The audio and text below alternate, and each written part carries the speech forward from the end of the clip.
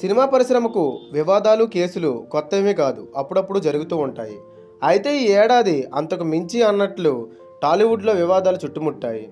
ఇలాంటి వివాదాల సమయంలో ఇండస్ట్రీ పెద్ద ఎవరో ఒకరు చనువు తీసుకొని వాటిని పెద్దవి కాకుండా సెటిల్మెంట్ చేస్తూ ఉంటారు.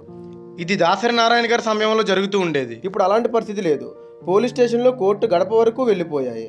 అలా ఈ ఏడాది ఇండస్ట్రీ కుదిపేసిన వివాదాలు ఎన్నో. అగ్రనాయకుడి అరెస్ట్, ఓ లెజెండరీ హీరో ఇంట్లో గొడవ, ఒక యువ హీరో ఎఫ్ఐఆర్, లైంగిక వేధింపుల కేసులో జాతీయ పురస్కారం వెనక్కి వెళ్ళిపోవడం, ఇలా అనేక వివాదాలు టాలీవుడ్లో ట్రెండ్ అయ్యి వివాదాస్పద నామ సంవత్సరంగా మారిపోయింది ఈ 2024. టాలీవుడ్లో ఈ 2024లో జరిగిన వివాదాలేంటో ఇప్పుడు మనం తెలుసుకుందాం. Number 1, Raj Tarun vs Lavanya. Hero Raj తరుణ్పై లావణ్య అనే యువతి చీటింగ్ కేసు పెట్టింది. 10 ఏళ్లు తనతో సహజీవనం చేసి పలుమార్లు తన గర్భం తీయించి అన్ని విధాలుగా తనను వాడుకుని చివరికి మాల్వి మల్హోత్రా అనే హీరోయిన్ వలలో పడ్డాడని, తనను దారుణంగా మోసపోయానని రాజ్ తరుణ్పై లావణ్య తీవ్ర స్థాయిలో ఆరోపణలు చేసింది. నార్సింగి పోలీసులు రాజ్ తరుణ్ను విచారించగా రాజ్ తరుణ్ లావణ్య డ్రగ్స్కు బానిస, తనతో నాకు ఏ సంబంధం లేదని తన వెర్షన్ను పోలీసులు ముందుంచాడు. అయితే ఈ గొడవ అక్కడితో ఆగలేదు. ఈ కేసులో రోజుకొక మలుపు తెరపైకి వచ్చింది. లాయర్ కళ్యాణ్ దిలీప్ శంకర, ఆర్జే శేఖర్ భాషా ఈ వివాదంలో ఎంటర్ అయ్యాక మరిన్ని ఆడియోలు బయటకు వచ్చాయి. టీవీ ఛానల్స్ డిబేట్లు వరకు వెళ్ళిపోయింది. లైవ్లో లావణ్య చెప్పు విసిరే వరకు వచ్చింది ఈ గొడవ. లావణ్య రాజ్ తరుణ్ను నీడలా వెంటాడింది. తన సినిమా ఈవెంట్లకు వెళ్ళింది. మీడియా ఇదంతా ఫుల్ కవరేజ్ ఇచ్చింది. సెటిల్మెంట్ జరిగిందో లేదో తెలియదు కానీ రాజ్ తరుణ్ లేకపోతే నేను బతకలేను, తనే సర్వస్వం అని చెప్పిన లావణ్య ఒక్కసారిగా సైలెంట్ అయ్యింది. ఈ వివాదానికి ఇక్కడితో ఫుల్ స్టాప్ పడింది. Number 2, Jani master. టాలీవుడ్లోనే కాకుండా కోలీవుడ్, బాలీవుడ్లోని కొరియోగ్రాఫర్గా గుర్తింపు పొంది నేషనల్ అవార్డుకు సెలెక్ట్ అయిన జానీ మాస్టర్ది మరొక వివాదం. తన సహాయకురాలైన సృష్టి వర్మ జానీ మాస్టర్పై లైంగిక వేధింపుల కేసు పెట్టింది. ఆమె మైనర్ కావడంతో కనీసం పేరు కూడా రివీల్ చేయకుండా ఈ కేసు నడిచింది. ఆయనపై పోక్సో కేసు కూడా నమోదైంది. ఫిల్మ్ ఫెడరేషన్ ఈ వివాదంపై ప్రెస్ మీట్ పెట్టి కొన్ని వివరాలు వెల్లడించింది. ఈ కేసులో జానీ మాస్టర్ అరెస్ట్ అయ్యాడు. బెయిల్ మీద బయటకు వచ్చినప్పటికీ తనకు రావాల్సిన జాతీయ అవార్డును కేంద్రం వెనక్కి తీసుకోవడంపై పెద్ద ఎత్తునే చర్చ జరిగింది. మొత్తం ఎపిసోడ్లో బాధితురాలి వెనక ఒక అగ్ర హీరో ఉన్నాడనే ఆరోపణలు కూడా సోషల్ మీడియాలో బలంగానే వినిపించాయి. కొన్నాళ్ళు బాధితురాలు ఒక ఆడియో బయటకు వచ్చింది. అది విన్న జనాలు ఈ కేసుపై ఒక క్లారిటీకి వచ్చారు. ప్రస్తుతం జానీ మాస్టర్ బెయిల్పై బయట ఉన్నారు. నెంబర్ 3, మంచు ఫ్యామిలీ. టాలీవుడ్లో క్రమశిక్షణకి కేర్ ఆఫ్గా చెప్పుకునే మంచు మోహన్ బాబు ఇంటి గుట్టు రట్టయింది. కొంతకాలంగా విష్ణు, మనోజ్ల మధ్య మనస్పర్ధలు ఉన్నాయన్న సంగతి పలు సందర్భాల్లో బయటకు వచ్చాయి. దానికి సంబంధించిన కొన్ని వీడియోలు కూడా వైరల్ అయ్యాయి. అయితే కొన్నాళ్లకు జనాలు వీటన్నిటిని మర్చిపోయారు. తాజాగా మంచు ఇంట మరో వివాదం తెరపైకి వచ్చింది.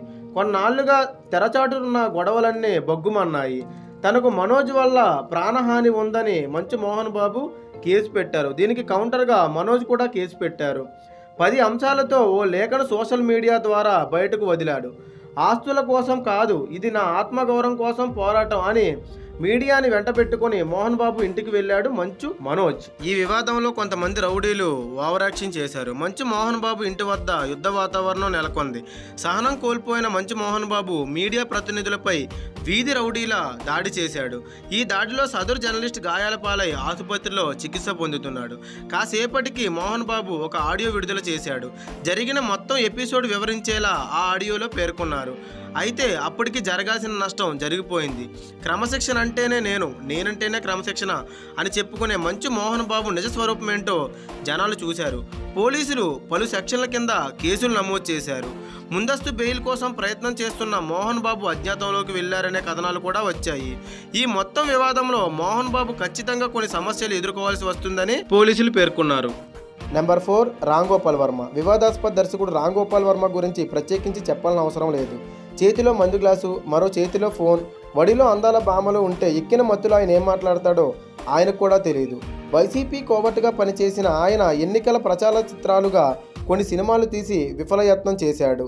ఆ సినిమాలు థియేటర్స్లో ఆపరేటర్స్ మరియు పేటీఎం బ్యాచ్ తప్ప ఎవరూ పట్టించుకోలేదు. చివరికి తన ఎక్స్ అకౌంట్లో మార్ఫింగ్ ఫోటోలు పెట్టుకునే స్టేజ్కి దిగజారాడు రామ్ గోపాల్ వర్మ. దీనిపై ఆంధ్ర నుంచి పలు చోట్ల నుంచి రామ్ గోపాల్ వర్మపై కేసులు నమోదయ్యాయి. పోలీసులు విచారణకు హాజరు కావాలని కోరిన పక్షంలో ఊరు వదిలి వెళ్లిపోయాడు రామ్ గోపాల్ వర్మ. పోలీసులు తన కోసం గాలించడం మొదలుపెట్టారు. లాయర్లతో ముందస్తు బెయిల్ తెచ్చుకోవడానికి ప్రయత్నించాడు రామ్ గోపాల్ వర్మ. ఈ కేసులో తనకు ఎటువంటి ఇబ్బంది లేదు అని తెలిసిన తర్వాతే మీడియా ముందుకు వచ్చి మాట్లాడడం మొదలుపెట్టాడు. తను సినిమా కోసం పని మీద బయటకు వెళ్ళానని చెప్పుకుంటూ వచ్చాడు. ఏం సినిమా అని అడిగే ప్రశ్నకు నో ఆన్సర్. సమాధానం చెప్పడానికి వర్మ పడిన ఇబ్బంది చూసి జనం నవ్వుకున్నారు. Number 5, Akkineni was Konda Surekha. మాజీ మంత్రి కేటీఆర్ను ఉద్దేశిస్తూ అక్కినేని ఫ్యామిలీతో ముడిపెడుతూ కొండా సురేఖ సమంత విడాకుల కోసం చేసిన వ్యాఖ్యలు పెద్ద దుమారమే లేపాయి. కన్వెన్షన్ కూల్చివేయకుండా ఉండాలంటే సమంతను తన దగ్గరకు పంపాలని కేటీఆర్ కండిషన్ పెట్టాడు. నాగార్జున, నాగ చైతన్య సమంతతో మాట్లాడి కేటీఆర్ దగ్గరకు వెళ్ళాలని ఒత్తిడి చేశారు. అందుకు సమంత అంగీకరించలేదు. కేటీఆర్ దగ్గరకు వెళ్ళకపోతే మా ఇంట్లో ఉండొద్దు అనగా సమంత బాధ భరించలేక విడాకులు తీసుకుంది. ఇలా కేటీఆర్ హీరోయిన్ల జీవితాలతో ఆడుకుంటున్నాడు, వాళ్ళకి మత్తు పదార్థాలు అలవాటు చేస్తుంది కేటీఆర్ అంటూ కొండా సురేఖ షాకింగ్ కామెంట్స్ చేసింది. దీనిపై సమంత ఘాటుగా స్పందించింది. ఇదే విషయం అక్కినేని కుటుంబం మొత్తం కూడా సురేఖకు గట్టి కౌంటర్ ఇచ్చారు. నాగార్జున పరువు నష్ట దావా వేశారు. ఈ కేసు ఇంకా కోర్టులో ఉంది. అలాగే హైడ్రా కన్వెన్షన్ సెంటర్ కూల్చివేయడంపై కూడా వివాదాస్పదమైంది. Number 6, Allu Arjun arrest. ఈ ఏడాది అత్యంత సంచలన విషయం ఏంటంటే Tollywood icon star Allu Arjun arrest. Pushpa benefit show చూడడానికి ఆర్టీసీ క్రాస్ రోడ్లో ఉన్న సంధ్యా థియేటర్కు వెళ్లారు అల్లు అర్జున్. దురదృష్టవశాత్తు అక్కడ జరిగిన తొక్కిసలాటలో రేవతి అనే మహిళ చనిపోయింది. రేవతి కొడుకు తీవ్రంగా గాయపడి చావు బతికేల మధ్య కిమ్స్ హాస్పిటల్లో చికిత్స పొందుతున్నాడు. ఈ కేసులో అల్లు అర్జున్ A11గా చేర్చి అరెస్ట్ చేయడం సంచలనం సృష్టించింది. ఈ కేసులో నాంపల్లి కోర్టు బన్నీకి 14 రోజుల రిమాండ్ విధించింది. ఈ వార్త దేశం మొత్తం పాకింది.